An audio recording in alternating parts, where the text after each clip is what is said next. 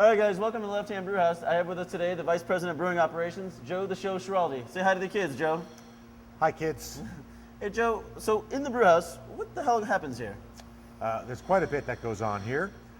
Here is where we basically make the raw materials for fermentation. This is where we create the food that the yeast is going to consume in order to give us that wonderful magic stuff that's in beer.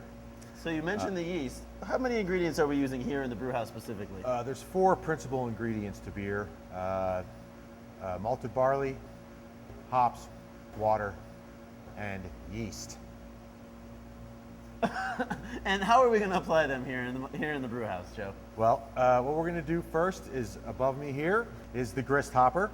And the grist hopper is where a recipe that has been milled through our mill is going to reside until we're ready to do what's called mashing in. At which point we will mix hot water with that grist in our mash tun right here. It's mixed at a specific temperature depending on the beer that we're making. And what that will do then at that point is the temperature of the water will activate enzymes in the barley that will take starch chains and break them down into sugar chains that the yeast will then metabolize in order to make alcohol and CO2 in our fermentation vessels. And when we're finished mashing, what do we do with the rest of that grain? Do we move it into the next step or do we get rid of it? That grain goes out into our waste stream through our auger down below here and goes and we feed cattle out in Platteville. And what we're left with is what we're calling wort. Is that right? Yes, this is considered mash here, and then once we move it over and we separate the grain from the liquid at that point, we call it wort in the kettle. Now you just pointed to the kettle. What goes on in the kettle? The kettle is where we boil, and we'll boil that wort for approximately an hour and a half. We add hops at that point. We're able to isomerize alpha acid, which is the bittering agent that hops provides for us. And so it's that boiling that actually makes that occur. So now I think the one other ingredient that's left, we covered water, we covered barley, we covered hops. Are we done in the brewhouse? Are we ready to add yeast now? Yeah, What's well, after boiling is done and we have added the hops, the other thing that happens there is a coagulation of proteins called hot break. And trube, which will be a combination of the hot break and the hot material that's in there. Okay. The kettle helps us to separate those two things, and so we'll pump from the kettle to the whirlpool. The wort enters the whirlpool at a tangent, which starts that whole mass of liquid spinning. Sure. And the trube will collect at the bottom of the whirlpool, and we're able to pump the wort off the top, thus leaving the trube behind. The trube, I know you mentioned what that was. Tell me one more time. Is that like residual grain that made it away? Yeah, trube is basically all this stuff. Yeah, it's hot material. It's the hot break. It's the coagulated protein. Basically anything else that you may have added to that kettle, or any grain that may have gotten from the lauter to the kettle. Although we take steps to minimize that as much as possible as well. Are we ready to add the yeast now? We're done with the whirlpool? Well, not quite. The wort is still alarmingly hot. It's way too hot for the yeast that we'd be using. So the last step that happens in here is a rapid chilling of the wort on its way to the fermenter, utilizing a heat exchanger and some chilled water. Now, if you ask anyone, they're going to say, boy, you make beer for a living, you work at a brewery, that must be the best job in the world. Is it the best job in the world? It's one of the best jobs in the world. It is. It takes a lot of endurance and tenacity, because as most of you know, we start drinking beer at 7 in the morning and we are schnockered by 10. And it takes, you got to have hair on your chest to be able to get through a work day if you're drunk by 10 o'clock. So. All right, guys, so we just finished in the brew house with Joe. Now we're here in the cellar at Left Hand Brewing Company with our head brewer, Ro Gunzel. Say hi, Ro. Prost.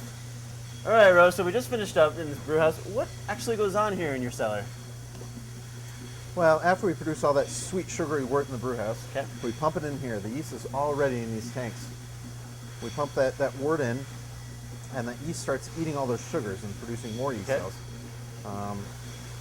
During that time, they're producing more yeast cells, they're producing alcohol, CO2, some different flavor constituents. Okay. Why don't you tell us a little bit about these tanks? These tanks are beautiful. They're unitanks, cylinder conicals. These tanks have independent temperature control. They have a little glycol jacket running through them. And so we can ferment and age on one tank. We can actually freeze the beer in these Okay. tanks. All right, so why don't we talk about, let's get back to beer. Why don't we talk about the differences in the type of beers and how they're affected here in the cellar. How many types of beers do we make here at Left Hand?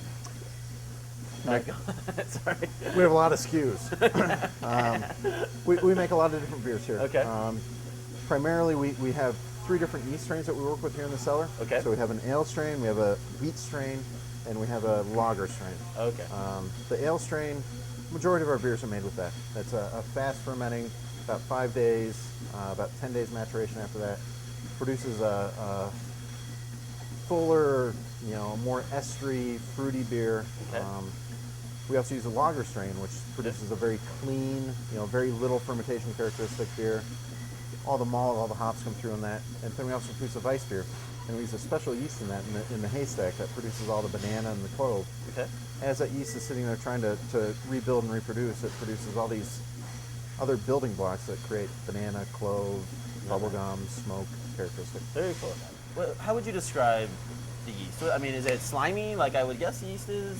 Well, if I looked at it, if I pulled some off the tank and I looked at it in my hand, it would look like a milkshake. Like a milkshake. Okay. But if I look at it under a microscope, it looks like anywhere between an egg or a beach ball.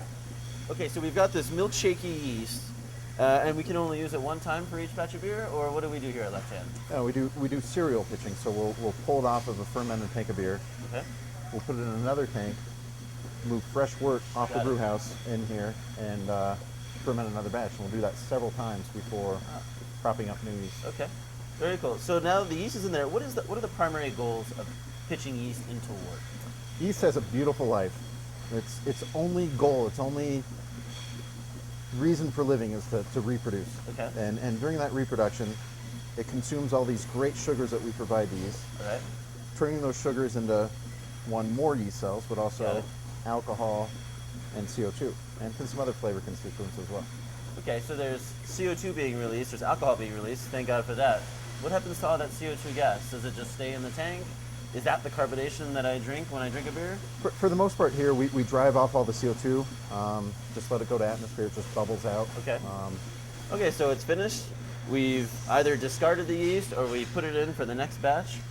Is that beer ready to drink? Do we put it right into a bottle next, or what do we got to do next with that beer? Well, again, after that maturation period, Okay. most of our beer will be filtered. We do have some exceptions, like the Weiss beer, some of our larger beers, we will not filter. Okay. We use what's called diatomaceous earth. Okay. So this is a filtration method where we use diatoms, which are single cell organisms with a silica cell wall. Uh-huh. And we can coat that on the stainless steel screens, filter the beer through it, get long filter runs through this little filter, and put it in the bright tank. And put it in the bright tank. Okay. And in the bright tank, we're going to introduce carbon dioxide? Yeah. And again, most of our beers will force carbonate. So Okay. we use carbonation stones, what it's called. It's just this long stainless steel tube with these very small holes in it. Okay. And we can bubble CO2 up through solution, thus creating carbonation. The other way we do it is we put the beer, the matured beer, into the bright tank. We add a little fresh wort off the brew house, a little more yeast, put it in the bottle, and we get a secondary fermentation, causing natural carbonation. Very cool. All right, so we talked about introducing the wort to the yeast. We talked about fermentation and the difference between ales and lagers and a Weiss beer and their corresponding yeasts. They take different amount of times to mature, and then we're gonna either filter them or not filter them, and then we might or we might not add CO2.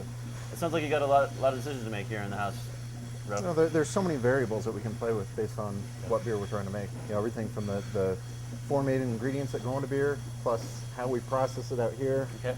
how we filter it, put it in the bottle, all to make different beer. Very cool. Well, thanks for your time today, Rogutzel. Next, we're off to the packaging line.